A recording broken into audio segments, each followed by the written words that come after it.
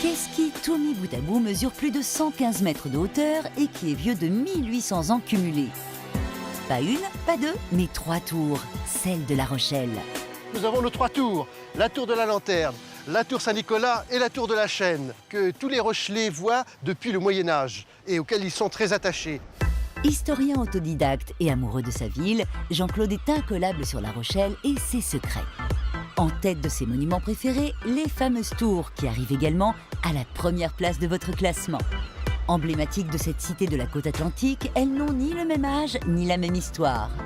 Direction l'aîné de ce monument à 3 têtes, la tour Saint-Nicolas, qui a un petit signe particulier. Si on regarde bien la tour Saint-Nicolas, elle penche. La partie haute est tout à fait horizontale. L'inclinaison en dessous correspond à environ 20 cm. Et cela, ça vient de sa construction. Il faut dire que l'architecte de la tour serait une créature mythologique. La légende attribue la construction des tours du port de La Rochelle et de la ville à une fée. Cette fée, c'est la célèbre fée Mélusine, très connue en Poitou. On lui attribue la construction de bien d'autres monuments et villes dans cette région-là. En fait, l'inclinaison de la tour n'est pas le fait de la fée, mais bien du sol marécageux sur lequel elle est faite. Alors nous voici en présence d'un des pieux qui sont actuellement encore dans les fondations de la tour. Il fait 4 mètres de haut et pour la petite histoire, c'est le même système qui a été fait à Venise en fait. Les Rochelais n'ont fait que reprendre ce qui avait été pratiqué là-bas. En clair, la tour repose sur une forêt de pilotis qui, comme dans la cité des Doges, maintient tant bien que mal le monument à flot. Les pieux en chêne sur lesquels elle repose se sont un peu affaissés dans la vase. Des travaux de restauration ont permis de corriger cette légère inclinaison, mais pas complètement. Mais c'est mieux comme ça car c'est ce qui fait son charme. La tour Saint-Nicolas recèle de nombreux trésors comme ces sculptures énigmatiques dans lesquelles certains voient une représentation de l'ancestrale rivalité franco-britannique. Bonjour Josette. Bonjour Jean-Claude. Josette, c'est l'une des guides de la tour et elle a une toute autre interprétation de ces sculptures. Pour moi, nous sommes plus en présence ici d'une allégorie ayant un rapport avec le compagnonnage. Des chiens, des renards ou des loups, tous représentent les apprentis compagnons à un stade ou à un autre de leur formation, dont le tout premier est toujours... Le lapin, il symbolise chez le compagnon le jeune apprenti. Ce jeune apprenti qui est encore ignorant concernant les devoirs et les rites du compagnonnage.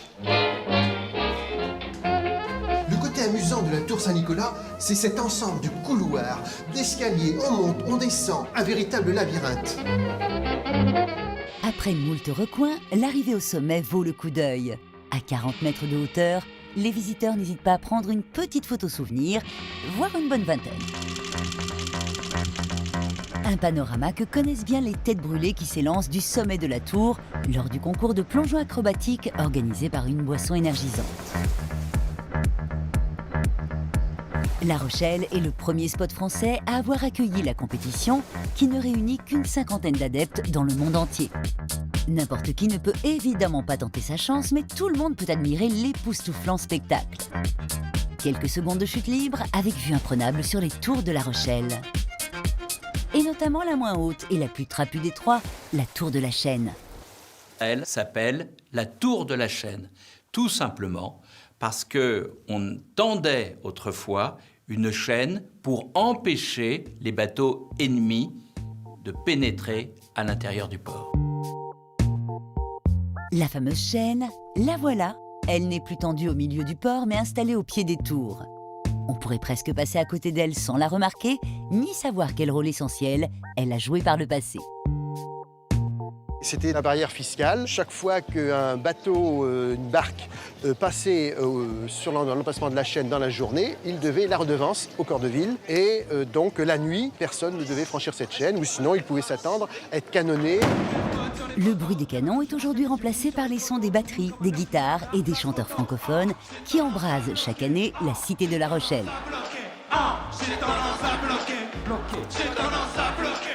Depuis 30 ans, les plus grands artistes donnent rendez-vous au public entre la tour de la Chaîne et celle de la Lanterne. C'est justement à la nuit tombée que la tour de la Lanterne, la petite dernière des trois, prend toute sa dimension.